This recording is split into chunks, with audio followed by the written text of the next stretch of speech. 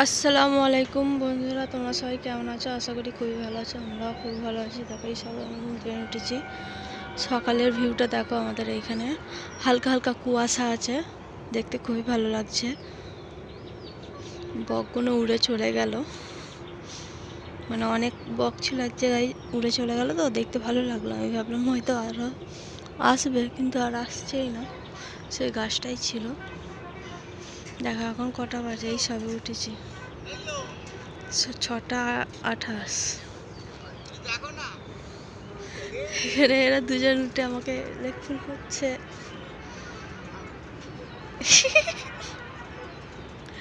এত সকালবেলা কে নাচে ভাই? ঠিক আছে, কি রান্না করি তোমাদের সাথে শেয়ার করছি। Okay bye. আমার ভাজা হয়ে গিয়েছে, আমি ডিমটাকে তুলে নিচ্ছি। দেখো লাল লাল করে ভেজে নিয়েছি।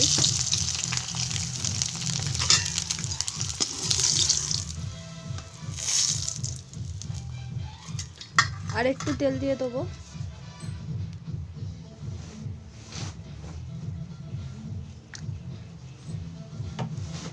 তেলেতে আমি দিয়ে দিচ্ছি তেজপাতা আর একটা গোটা শুকনো লঙ্কা। তারপরে দিয়ে দিচ্ছি আমি পেঁয়াজ কুচুনো। একটু গ্রেভি গ্রেভি হবে, ওই জন্য একটু বেশি করে পেঁয়াজ দিয়ে দিচ্ছি। পেঁয়াজটাকে লাল লাল করে ভেজে নিই। একটু পেঁয়াজে আমি দিয়ে দিচ্ছি লবণ, যাতে পেঁয়াজটা তাড়াতাড়ি নরমও হয়ে যায়, তাড়াতাড়ি ভাজাও হয়ে যায়। একটু লবণ দিয়ে ভালো করে আর কি ভেজে নিই। দেখো বন্ধুরা, পেঁয়াজটাকে লাল লাল করে ভেজে নিয়েছি। ভাজার পরেই আমি দিয়ে দিচ্ছি আদা রসুন বাটা। আদা রসুন বাটাটাকে ভালো করে একদম কষিয়ে নেবো, একদম হেলিয়া দুলিয়া ভাবে কষিয়ে নেবো ভালো করে। কাঁচা গন্ধটাকে মানে তাড়িয়ে দেবো। ভালো করে কষতে হবে, ওই জন্য ভালো করে একটু কষে নিই। দেখো আদা রসুনটা দেওয়ার পরে ভালো করে আমি কষিয়ে নিয়েছি, একদম কাঁচা গন্ধটা আর নেই। আমি এতে দিয়ে দিচ্ছি হলুদ গুঁড়ো আর লঙ্কা গুঁড়ো, কাশ্মীরি লঙ্কা। আমাদের বাড়িতে অতটা কেউ ঝাল খায় না, ওই জন্য একটা শুকনো লঙ্কা দিয়েছি বলে আজকে কাশ্মীরি লঙ্কা দিলাম। ভালো করে একটু কষিয়ে নেবো, একটু পানি দিয়ে কষিয়ে নেবো, যেহেতু গ্রেভি গ্রেভি হবে ডিম রান্নাটা। একটু ভালো করে পানি দিয়ে কষিয়ে নিতে হবে, অনেকক্ষণ ধরে একটু কষাবো। পেঁয়াজটা পুরোপুরিভাবে গলে যাবে, তখনই দিয়ে দেবো ডিমগুলো। তোমরা দেখতে থাকো, আমি কষতে থাকি।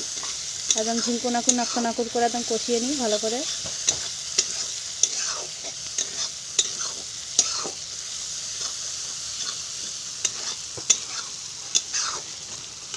আর একটু সামান্য পানি দেবো। এটাকে ভালো করে কষাতে হবে।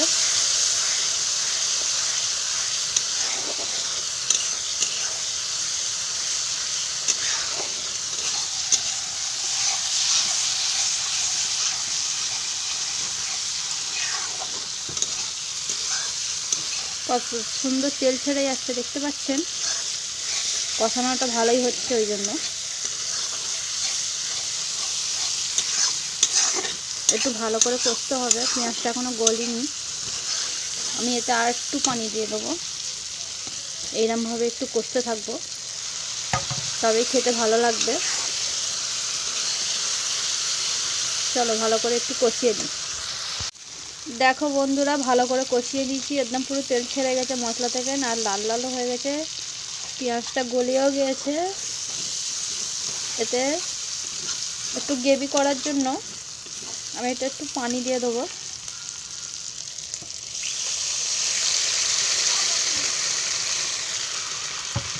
বেশি পানি দিইনি, অল্প পানি দিয়েছি, যেন দেখে মনে হচ্ছে অনেক দিয়েছি, কিন্তু না, অল্প একটু সামান্য পানি দিয়েছি।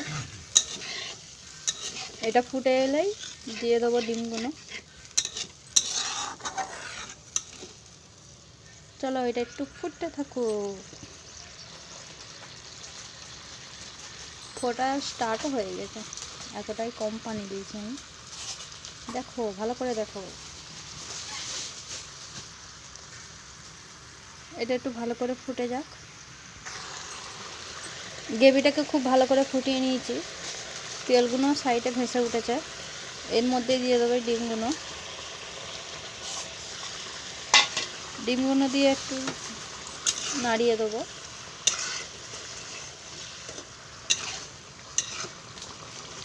একটুখানি তার ঢাকা দিয়ে দেবো 2 মিনিটের পরে, বেশিক্ষণের পরে নয়।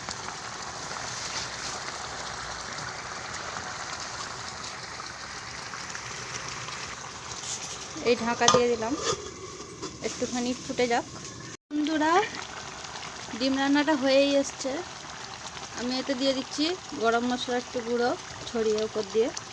এবারে নামিয়ে নেবো, সেই জন্য দিয়ে দিলাম ওই যে ধনেপাতা তুলে নিয়ে এলাম আমার চাচাদের গাছে, একটু ছড়িয়ে দিচ্ছি ওপর দিয়ে। এবারে নামিয়ে নেবো। দেখতে খুবই ভালো হয়েছে, খেতে হয়তো মাশাআল্লাহ ভালোই হবে। চলো, খাওয়ার সময় কথা হচ্ছে। দেখো বন্ধুরা, আমি খাবার রেডি করে নিয়েছি। এই তো ডিম কারি আমার রেডি। এখানে শিম ভাজিটা, এখানে ডাল করেছিলাম একটু, আর এত সুন্দরভাবে সাজিয়েছি। কেমন লাগছে বলো? তোমরা আমাকে লাইক করো, কমেন্ট করো, শেয়ার করো, সাবস্ক্রাইবার করো, আর এগুলো করতে ভুলো না। তা কেমন লাগলো আমার ভিডিওটা কমেন্ট করে অবশ্যই বলো। তোমরা আমার পাশে থেকো। টাটা।